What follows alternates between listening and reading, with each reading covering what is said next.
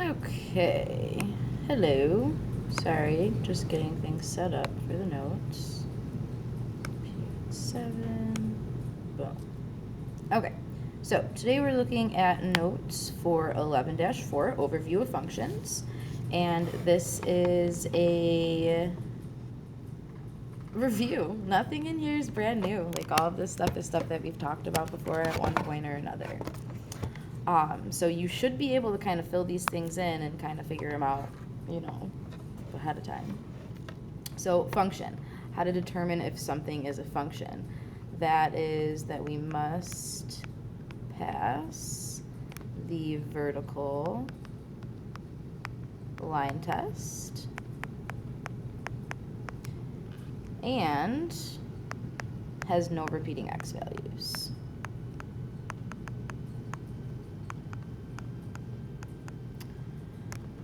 Okay, there are 3 main types of functions that we've talked about this year in depth.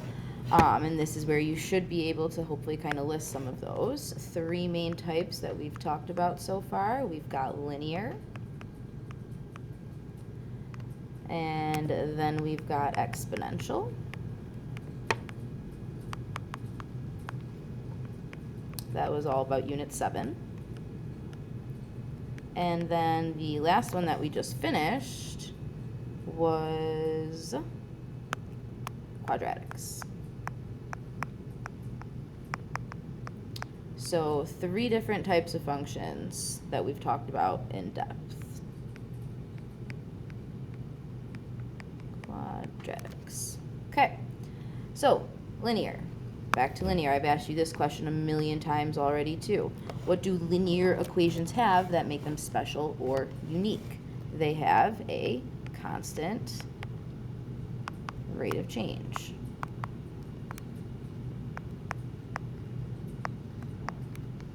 What's another name for a constant rate of change? What is a constant rate of change? Constant rate of change is just simply a slope. That other new name that we learned with sequences, that common difference,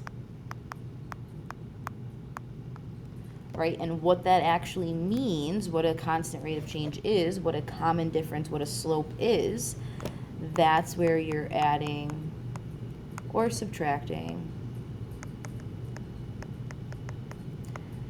by the same amount each time, right? You have that same piece. Another way to look at that they threw on the Regents exam once was it's equal differences, which makes sense because it's a common difference, equal differences over equal intervals.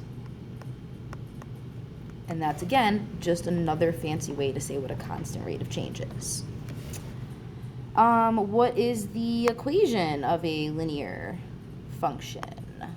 Linear functions, y equals our mx plus b. The 2 pieces that we're filling into there, that m and that b, m being our slope, b being that y-intercept. We also talked about, in terms of linear functions, we talked about like special kinds of linear functions. Everyone's favorite were those piecewise. And we also, once upon a time, talked about those step functions, all those horizontal line ones. And then, what kind of sequence? We learned about 2 different types of sequences last time, or in the past couple of days, arithmetic and geometric. Which one of those corresponds with linear? That would be the arithmetic one.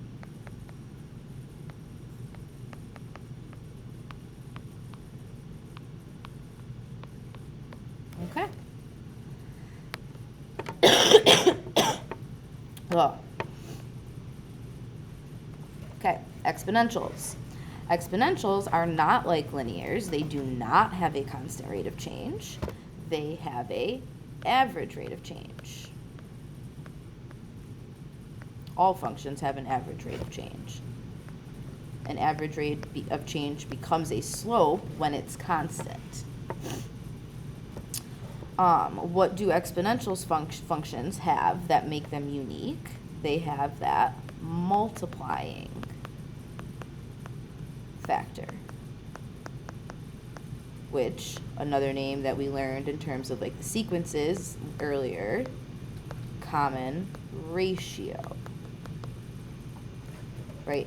And where linear is focusing on adding and subtracting the same amount each time, here we're talking about multiplying, right? Equal differences over equal intervals. Here we would have equal factors over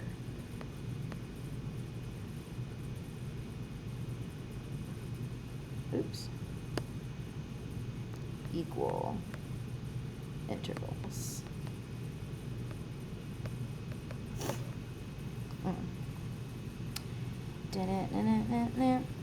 All right, so now exponentials, we had two different types of equations for exponentials. We looked at that generic y equals a times b to the x, where we're filling in that a and that b value. And then we also, well, let's take a second, let's talk about what these values are, right? A is my y-intercept, b is my multiplying factor, fill that in here, my slope, my y-intercept, oops.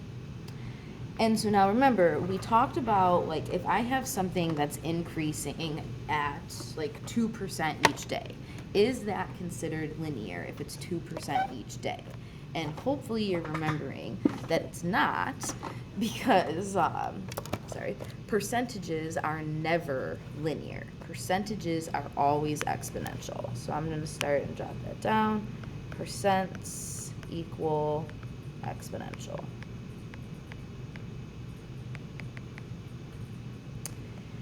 And the type of sequence that we were dealing with here, oh, just kidding. So back to the percentage, sorry, got distracted.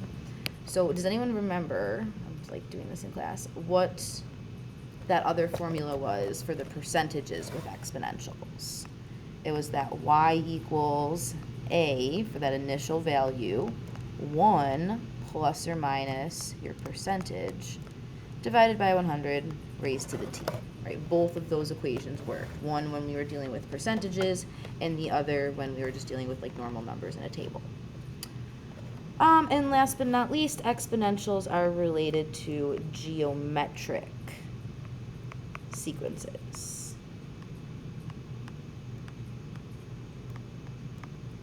Boom. Okay, getting there.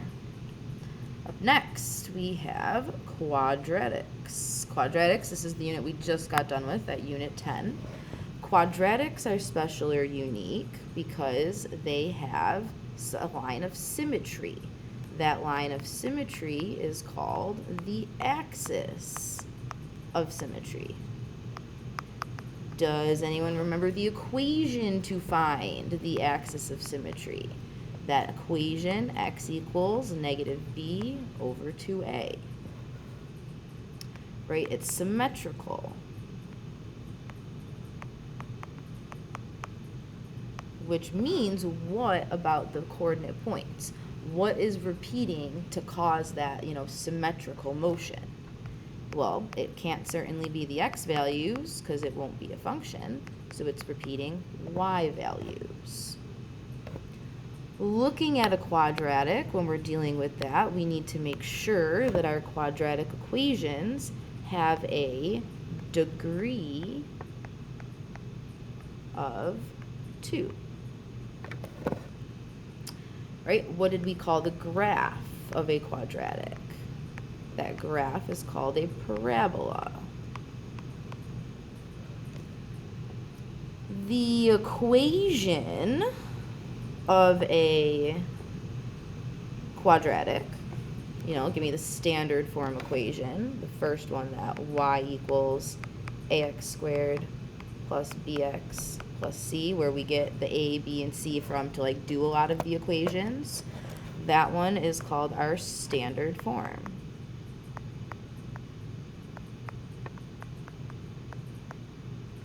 What about vertex form? Anyone remember vertex form? This one's the one with the parentheses where you complete the square. Is that a parentheses x minus h quantity squared plus k, that vertex or shifted form.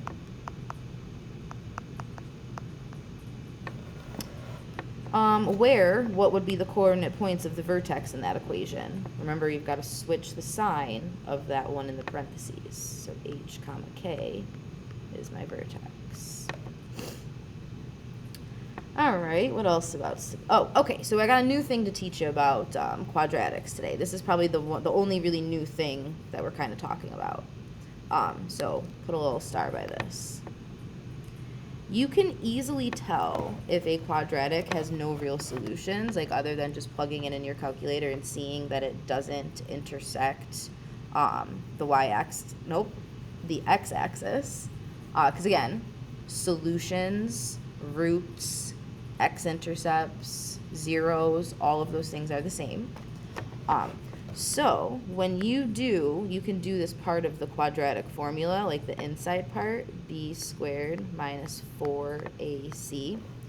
When you do that and you get a negative number under that radical, that tells you there's no real solutions. So this means no real solutions. So for example, if you ended up with like negative 10 under the radical, that would be no real solutions. There's a question on your homework like that, I'm pretty sure, or on your review sheet. All right, couple more things. 4 little stars to fill in. 1, 2, 3, 4. Okay. Next thing, this question almost always comes up on the Regents exam in one way, shape, or another. That was weird. And that is our average rate of change. Does anyone remember how to find average rate of change? That formula for average rate of change. That change in y over change in x, right? Y minus y over x minus x. And what do we need to have in order to do that?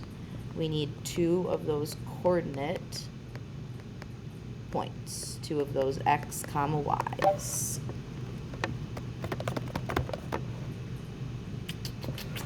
All right, remember, anytime they're asking you to write down an interval over which like the function is increasing or decreasing kind of thing, I want purple. Oh, my tablet is not doing the things I want it to do. Shocking. I know everyone's shocked by that because it never does that. Whatever. I guess we're just not color coordinating today. It's fine. Whatever. Move on. Intervals are always written with those inequalities, x, number less than x, maybe less than or equal to, depending on the numbers that you fill in, right? And you're the one that's filling in those parts. Again, can't highlight, so that's cool. Remember that we just most recently learned about discrete functions. Right, and those are those sequences, those arithmetic and geometric sequences. And remember here, when we're looking at these, we're not connecting points. And we're looking most of the time at whole numbers only. Well, yeah, I don't want to say whole numbers. I want to say integers because we can have negatives. Gosh, I'm struggling. Integers. Integers only.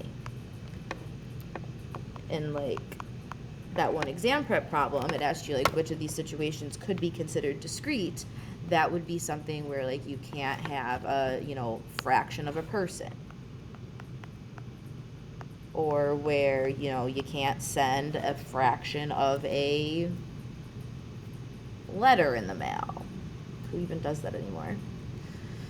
The example on, I think your review sheet is talking about a text message. All right, last but not least, we're going to talk about continuous functions. And I don't remember if we did actually talk about this previously or if this is the first time. Can't recall. Either way, a continuous function is just a function that has no holes or breaks. You can draw the entire thing without picking up your pencil. Without picking up your pencil. So like a step function, not continuous. Something that has a hole or an open circle, not continuous. Something like this, yes, continuous. A line, yes, continuous. Continuous things have holes or breaks in them. Or, sorry. Continuous things don't have holes or breaks in them. All right. Thanks for watching this. Thanks for your patience. And good luck.